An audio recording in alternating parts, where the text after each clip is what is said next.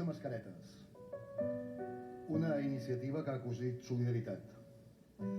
Darrere el somriure emmascarat, hi ha els metres de roba que el Taia va donar a l'Ajuntament per confeccionar-les. Les hores de feina que els tallers Llerga hi van dedicar per tallar-la a mida. Els metres i metres de veta que Cintes Martell hi va portar per poder subjectar-les. Darrere les expressions emmascarades, esperança, hi ha un munt de feina il·lusionada.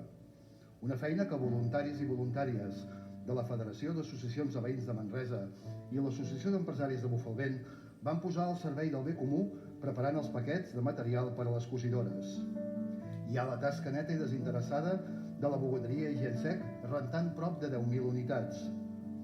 Milers de correus electrònics, trucades, whatsapps dels professionals d'UFAC per detectar on calia destinar el material de prevenció i després distribuir-lo als centres que acollien la població més vulnerable, principalment residències de persones grans.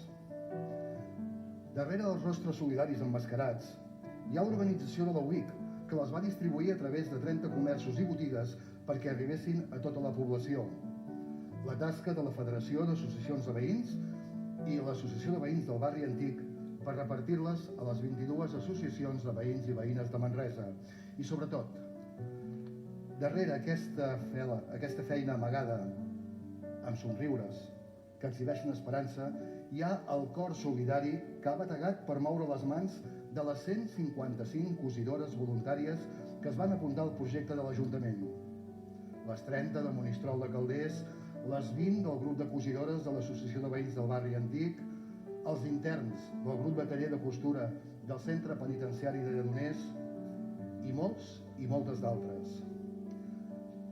Darrere aquestes mascaretes hi ha persones dedicades al bé comú i al servei de la comunitat. Hi ha solidaritat, hi ha esperança social i sobretot hi ha vida. Darrere d'aquestes mascaretes només pot haver-hi un esperançador i orgullós somriure. Un somriure que no ens han de tapar ni esborrar mai. Gràcies, cosidores.